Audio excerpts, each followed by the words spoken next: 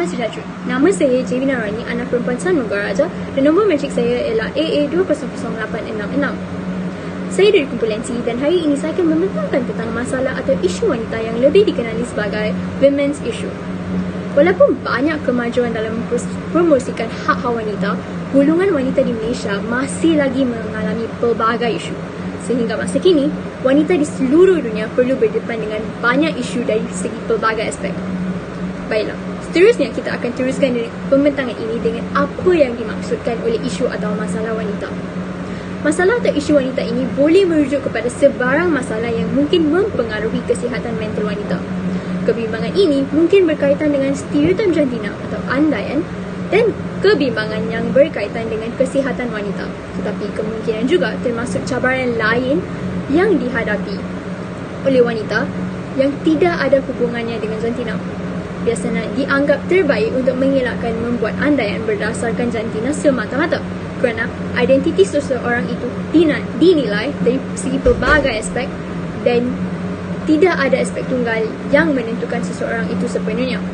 Wanita mungkin mengalami cabaran dari segi biologi, persekitaran dan psikososial tertentu yang berkaitan dengan jantina. Dan kebimbangan ini dapat memberi kesan yang signifikan terhadap kesihatan mental dan kesejahteraan wanita. Tetapi, masalah-masalah ini dan banyak lagi sering dapat ditangani oleh terapi dengan bantuan profesional kesihatan mental. Itu sahaja daripada saya dalam penerangan tentang isu atau masalah wanita. Seterusnya, pembentangan ini akan diteruskan oleh saudari Aisyah. Assalamualaikum warahmatullahi wabarakatuh. Nama saya Aisyah Akilah binti Saharudin. Nombor matrik AA201336. Pada hari ini, saya akan menerangkan tentang isu wanita dalam penjagaan kesihatan mental pada hari ini. Menurut psikologi klinikal University of Oxford, iaitu Danny Freeman, mendapati wanita mungkin antara 20% dan 40% yang lebih cenderung daripada lelaki untuk menghidapi penyakit mental ini. Freeman juga mendapati wanita cenderung untuk memandang diri mereka lebih negatif daripada lelaki. Dan ini adalah salah satu faktor yang menyebabkan banyak masalah kesihatan mental berlaku. Beberapa masalah kesihatan mental yang sering dialami oleh wanita antaranya ialah kegelisahan, kemurungan, psikosis selepas bersalin, gangguan tekanan pasca trauma, gangguan makanan, kepribadian sepadan, cabaran yang berkaitan dengan mood dan juga tingkah laku yang boleh memudaratkan diri. Apa itu kegelisahan? Kegelisahan adalah sekumpulan penyakit mental yang melibatkan reaksi kegelisahan dan juga keresahan yang melampau. Kegelisahan dan keresahan yang melampau ini boleh menjadi terlalu teruk sehingga menyebabkan kehidupan harian pengidap ini terganggu. Tambahan pula, penyakit kegelisahan ini mempunyai pelbagai jenis dan antaranya adalah gangguan kegelisahan umum, gangguan kegelisahan sosial atau fobia sosial dan juga gangguan panik. Apakah itu gangguan kegelisahan umum? Gangguan kegelisahan umum ini adalah rasa cemas yang berlebihan dalam jangka masa yang lama. Biasanya adalah lebih daripada 6 bulan. Pengidap akan berasa sangat risau dan juga terlalu banyak berfikir. Antara perkara-perkara yang difikirkan oleh pengidap ini adalah seperti pekerjaan, kesihatan dan juga kewangan.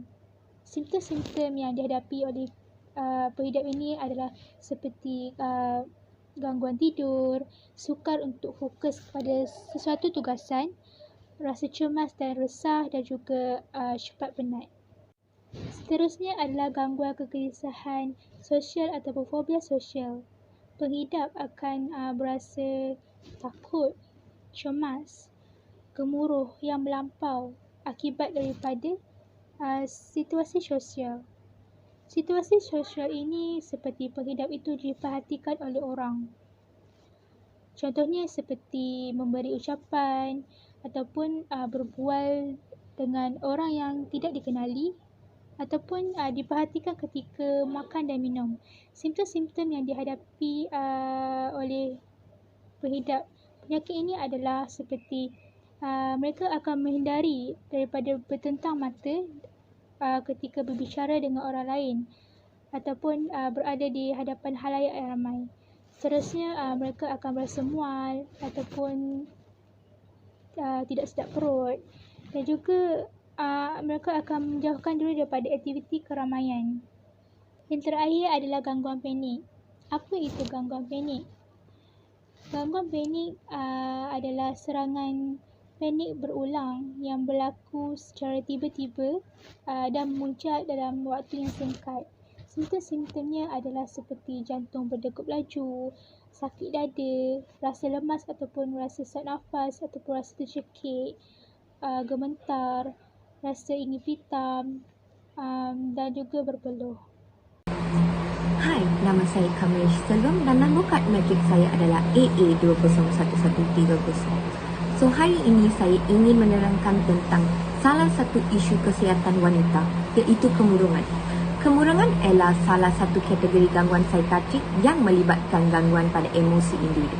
Lazimnya, individu yang menderita gangguan kemurungan akan menunjukkan rasa sedih, murung, rasa rendah diri, tidak bermain, berputus asa dan sering menyalahkan diri sendiri di atas setiap perkara yang berlaku dalam kehidupannya.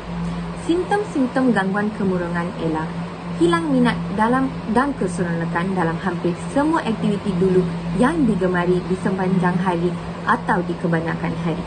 Individu menyatakan atau menunjukkan hilang minat atau keseronokan terhadap aktiviti yang digemari. Bahkan, individu cenderung untuk menyendiri atau menyisihkan diri dari terlibat dalam sesuatu aktiviti.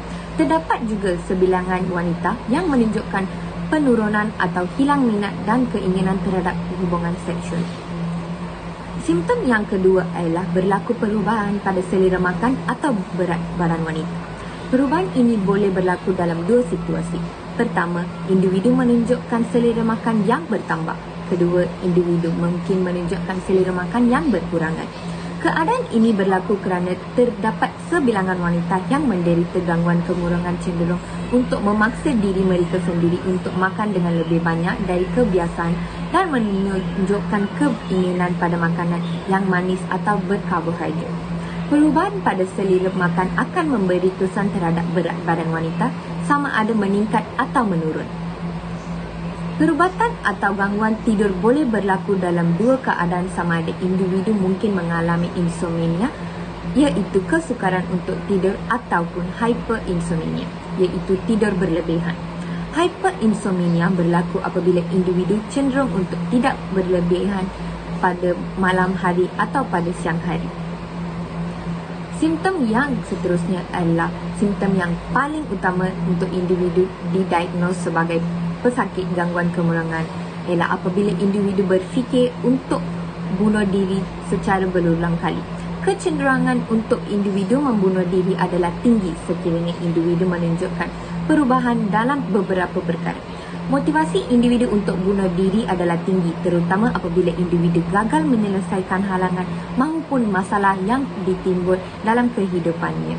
Walau bagaimanapun, simptom-simptom gangguan yang dialami oleh individu perlu disertai dengan ciri-ciri klinikal serta kemerosotan individu dalam aktiviti kehidupan sehingga mengganggu aspek sosial, pekerjaan dan lain-lain. Mood swing ataupun perubahan suasana hati adalah salah satu isu kesihatan wanita. Mood swing adalah perubahan suasana hati yang tampak pada diri seseorang. Kondisi ini biasanya ditandai dengan perubahan emosi yang merupakan reaksi tubuh terhadap lingkungan atau suatu situasi. Selama perubahan emosi ini tidak berdampak kepada kehidupan seharian, maka hal ini masih dapat dianggap normal. Namun, apabila perubahan suasana hati terjadi secara drastik, sering berlarut-larut dan hingga mengganggu aktiviti harian, hal ini perlu diambil berat. Contohnya, mood swing yang berlangsung selama beberapa hari atau lebih membuat seseorang menjadi sangat senang dan sedih secara tidak terkontrol, impulsif, sangat mudah tersinggung dan tidak bisa tidur, atau bila perubahan mood swing sampai mengganggu kegiatan sehari dan merusak hubungan dengan orang lain.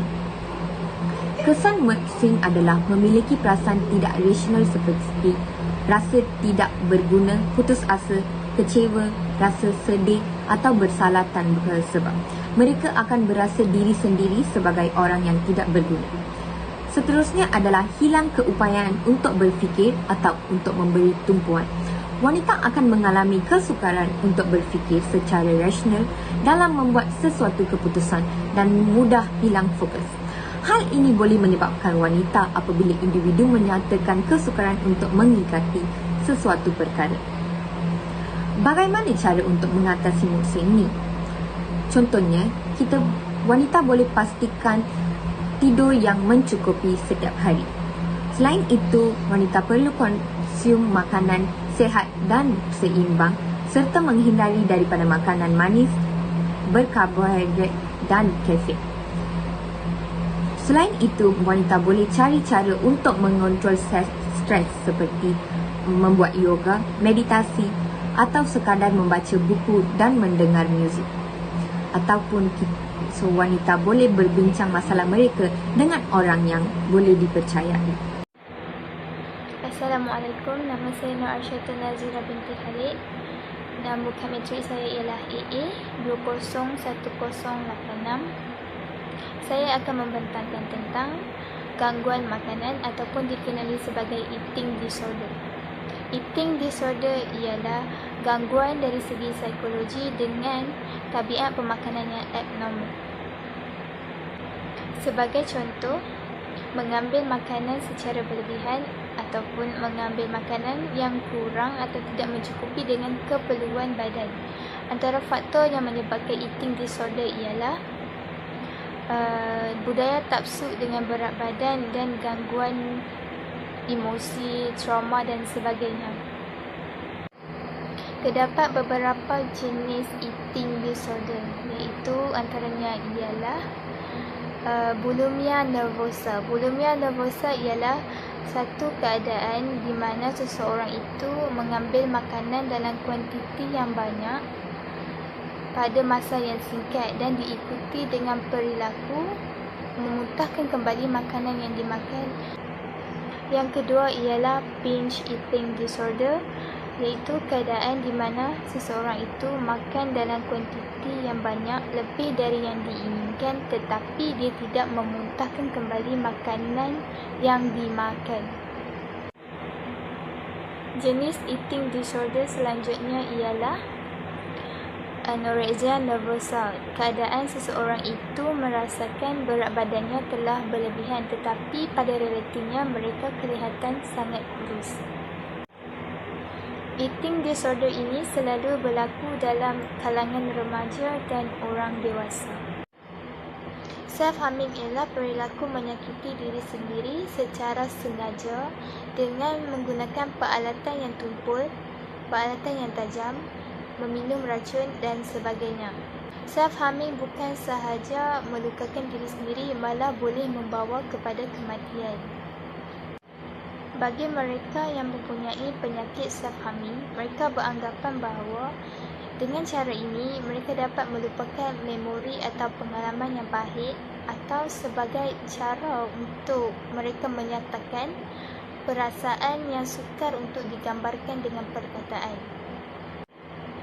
Antara faktor yang menyebabkan berlakunya self-harming ialah gangguan sosial, trauma psikologi, gangguan mental, stres dan banyak lagi. Seterusnya, saya akan menerangkan tentang salah satu masalah wanita, iaitu gangguan tekanan pasca trauma atau dikenali sebagai post-traumatic stress. Gangguan tekanan pasca trauma adalah gangguan kecemasan yang teruk yang dapat berkembang setelah terdedah kepada sebarang kejadian yang mengakibatkan trauma psikologi. Gangguan stres pasca trauma atau dikenali sebagai PTSD biasanya terjadi selepas seseorang itu mengalami atau menyaksikan peristiwa traumatik atau mungkin terhasil apabila trauma dialami oleh seseorang yang rapat dengan mereka. Kejadian ini mungkin melibatkan ancaman kematian terhadap diri sendiri, orang lain, terhadap integriti fizikal, seksual atau psikologi seseorang maupun orang lain. Hal ini akan membebankan kemampuan mereka untuk mengatasinya. Terdapat bukti yang semakin meningkat menunjukkan bahawa penghidap penyakit mental yang serius mudah mendapat PTSD kerana risiko yang lebih tinggi untuk mengalami trauma ketika kanak-kanak daripada dewasa. Dianggarkan sekitar 1/3 daripada individu yang mengalami atau menghidap penyakit mental yang serius juga mengalami PTSD. Selain itu, apabila kita melihat kepada PTSD atau tekanan pasca trauma, simptom-simptomnya termasuklah mengalami trauma semula jadi melalui kilas balik dan mimpi buruk. Mereka juga akan mengelakkan rangsangan yang berkaitan dengan trauma. Rangsangan juga meningkat seperti kesukaran untuk tidur, kemarahan dan kewaspadaan. Gejala menyebabkan kemerosotan yang ketara dalam fungsi peribadi, hubungan pekerjaan atau bidang penting yang lain. Biasanya, gejala PTSD ini berlangsung lebih dari 1 bulan dan dalam kes terburuk bahkan berbulan-bulan dan bertahun-tahun. Itu sahaja daripada saya dalam pembentangan tentang gangguan tekanan pasca trauma. Seterusnya, pembentangan ini akan diteruskan oleh ahli kumpulan yang lain. Kesimpulannya adalah penyakit mental ini boleh mendatangkan bahaya jika tidak dirawat dengan awal.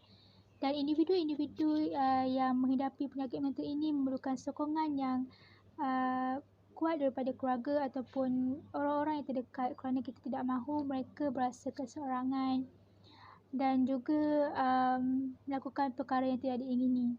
Pakar psikiatri juga sedia membantu golongan-golongan ini. Dan penyakit mental tidak semestinya dianggap orang gila. Jadi segera mendapatkan rawatan dan sayangilah diri anda.